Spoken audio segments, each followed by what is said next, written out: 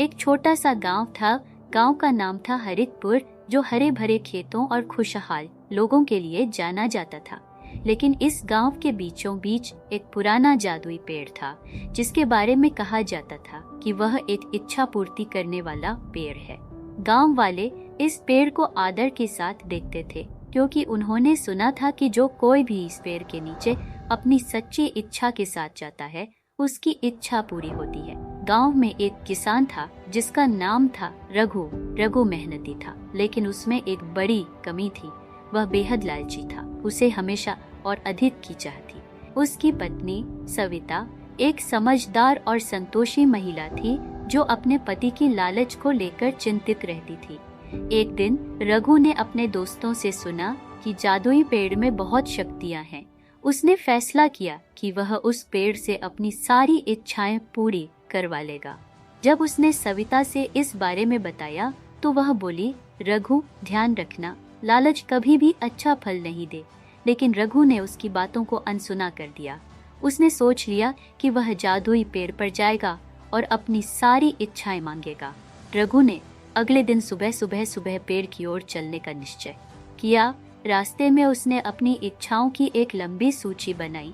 मुझे बड़ा खेत चाहिए जिसमें बहुत फसल हो, मुझे एक बड़ा घर चाहिए, मुझे सोने की ढेर सारी दौलत चाहिए। जब वह जादुई पेड़ के पास पहुंचा तो उसने पेड़ की ओर देखा। पेड़ विशाल था और उसकी शाखाएं आसमान तक फैली हुई थी। रघु ने अपनी आंखें बंद की और कहा, हे पेड़, मुझे बहुत सारा धन चाहिए। तुरंत पेड़ ने एक सुनहरी फल गिराया। रघु ने उसे उठा लिया और उसे देखकर उसकी आंखों में चमक आ गई। उसने तुरंत और इच्छाएं करनी शुरू की। मुझे एक बड़ा घर चाहिए। पेड़ ने फिर से फल गिराया। उसकी हर इच्छा पूरी होती गई। कुछ समय बाद रघु गांव का सबसे अमीर किसान बन गया, लेकिन उसकी संतुष्टि कभी खत्म नहीं हुई। अब उसने सोचा, मुझे और भी चाहिए, मैं सब कुछ हासिल कर सकता हूँ। एक दिन उसने पेड़ के पास जाकर कहा, मुझे सभी गांव वालों की संपत्ति चाहिए। पेड़ ने गहरी आवाज में कहा, रघु, तेरा लालच तुझे बर्बाद कर देगा। पर रघु ने ध्यान नहीं दिया और अपनी इच्छा की। फिर से फल गिरा, लेकिन इस बार पेड़ की शक्ति खत्म होने लगी। गांव में सूखा पड़ गया, फसलें बर्बाद होने लगी और रघु की संपत्ति भी धीरे धीरे घटने लगी। रघु ने देखा कि उसकी सारी संपत्ति एक एक करके समाप्त हो रही है। उसने समझा कि उसकी लालच ने उसे और पूरे गांव को बर्बाद कर दिया। वह फिर से पेड़ के पास गया और कहा, हे पेड़, मैंने गलती की है, मुझे माफ कर दो, मैं अब और नहीं मांगूंगा।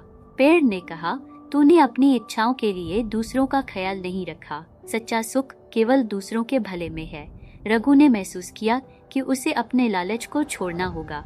उसने गांव वालों से माफी मांगी और अपनी सारी संपत्ति को साझा करने का निर्णय लिया। उसने अपनी फसलें बांटी और सबके साथ मिलकर काम करने लगा। धीरे धीरे गांव में खुशहाली लौट आई। समय बीतने के साथ रघु ने सीखा कि असली धन केवल दौलत नहीं है, बल्कि दूसरों के साथ मिलकर खुशी से जीना है। उसने अपनी पत्नी सविता की बातें समझी और एक नया जीवन जीने का संकल्प लिया। गांव में अब सब एक दूसरे के साथ मिलकर काम करते थे। रघु ने न केवल अपनी संपत्ति खो दी, बल्कि अपने दिल में सच्चा सुख और संतोष पाया। यह कहानी हमें सिखाती है कि लालच से केवल नुकसान होता है और सच्चा सुख दूसरों के साथ मिलकर जीने में है। जादुई पेड़ की सीख ने रघु को एक बेहतर इंसान बना दिया। उसकी लालच का अंत एक नई शुरुआत का कारण बना। हरितपुर गांव में खुशियों का आगमन हुआ और रघु ने अपने अनुभव से सीखा कि सच्चा धन और खुशहाली केवल साझा करने में है। इस प्रकार गांव में फिर से खुशियां छा गईं और रघु ने अपने जीवन को एक नई दिशा दी। उसने अपनी पत्नी और गांव वालों के साथ मिलकर एक नया जीवन शुरू किया, जहां सभी एक दूसरे का सहयोग करते थे। इस कहानी के माध्यम से हम यह सीखते हैं कि सच्चा सुख केवल अपने लिए नहीं, बल्कि दूसरों के लिए भी जीने में है।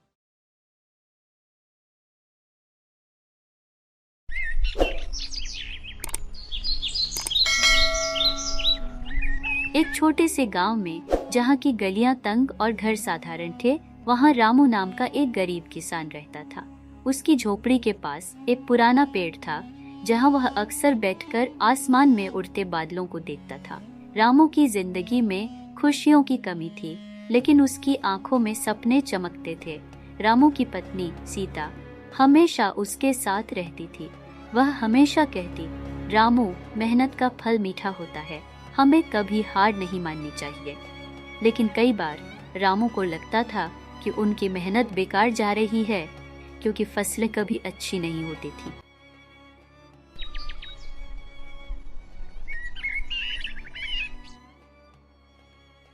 एक दिन गांव में भयंकर सूखा पड़ा। नदी का पानी सूख गया और किसान परेशान हो गए। रामू की फसल भी मुरझा गई। अब उनके पास खाने के लिए भी कुछ नहीं था। सीता ने कहा, रामू, हमें कुछ करना होगा, हमें शहर जाना चाहिए और वहाँ काम ढूंढना चाहिए। रामू ने सोचा कि यह एक अच्छा विचार है। अगले दिन वे दोनों गांव छोड़कर शहर की ओर निकल पड़े। शहर में उन्होंने कई दिन मेहनत की, लेकिन वहाँ भी मुश्किलें कम नहीं थी। वे एक छोटे से होटल में काम करने लगे, जहाँ उन्हें बहुत कम पैसे मिलते थे। एक दिन जब रामू और सीता काम कर रहे थे, उन्हें एक बूढ़ा आदमी मिला। वह आदमी बहुत समझदार और दयालु था। उसने रामू की मेहनत और संघर्ष को देखा और कहा, तुम दोनों में बहुत शक्ति है, मेहनत से कभी मत डरो, मैं तुम्हें एक मौका देना चाहता हूँ। बूढ़े आदमी ने रामू को अपने खेतों में काम करने का प्रस्ताव दिया। वहाँ बहुत अच्छी फसल उगती थी और उसे अच्छे मेहनत की जरूरत थी। रामू और सीता ने खुशी खुशी स्वीकार कर लिया। बूढ़े आदमी के खेत में काम करना शुरू करने के बाद रामू और सीता ने पूरी मेहनत से काम किया। उन्होंने सुबह से शाम तक काम किया और धीरे धीरे उनके हालात बेहतर होने लगे। उनकी मेहनत रंग लाई और फसलें बहुत अच्छी हुई। बूढ़ा आदमी भी खुश था और उसने रामू से कहा, तुमने साबित कर दिया कि मेहनत और ईमानदारी से किया गया काम हमेशा फल देता है। अब तुम अपने गांव लौट सकते हो, वहाँ तुम्हारी किस्मत बदलने वाली है। रामू और सीता फिर से गांव लौट आए।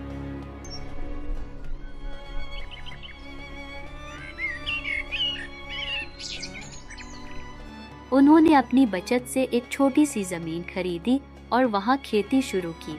उनकी मेहनत से फसलें अच्छे से होने लगी। धीरे धीरे गांव वाले भी उनकी सफलता को देखकर प्रेरित होने लगे। रामू ने गांव के दूसरे किसानों की मदद करना शुरू किया। उसने उन्हें अपनी तकनीकें और अनुभव साझा किए। गांव में एक बार फिर से खुशहाली लौट आई। कुछ समय बाद रामू ने गांव में एक छोटी सी दुकान खोली। वहां वह अपने खेतों की ताजा सब्जियां बेचने लगा। उसकी दुकान अच्छे से चलने लगी और वह अच्छे पैसे कमाने लगा। अब उसकी जिंदगी पहले से कहीं बेहतर थी। रामू ने अपने जीवन से यह सबक सीखा कि असफलताएं सिर्फ एक पड़ाव होती हैं और मेहनत कभी बेकार नहीं जाती। उसने गांव में सभी को प्रेरित किया कि वे अपने सपनों के पीछे भागें और कभी हार न मानें। रामू ने यह सब कुछ अपने मन की गहराइयों से महसूस किया। उसने अपने सपनों को साकार किया, लेकिन उसने कभी भी अपने अतीत को नहीं भुलाया। वह जानता था कि गरीबी और संघर्ष ने उसे मजबूत बनाया है। उसकी कहानी ने सबको यह सिखाया कि किस्मत केवल भाग्य की बात नहीं है, बल्कि यह हमारी मेहनत, संकल्प और ईमानदारी पर निर्भर करती है। इस तरह रामू की कहानी यह सिखाती है कि हर मुश्किल के पीछे एक मौका छिपा होता है। अगर हम मेहनत करें तो हमारी किस्मत भी बदल सकती है। यह कहानी उन सभी लोगों के लिए प्रेरणा है जो अपने जीवन में कठिनाइयों का सामना कर रहे हैं। मेहनत और ईमानदारी से किया गया काम कभी बेकार नहीं जाता। अगर आपको हमारी ये कहानी पसंद आई हो तो लाइक, शेयर एंड सब्सक्राइब जरूर करें। मिलते हैं आपको किसी और रोमांचक कहानी के साथ। धन्यवाद।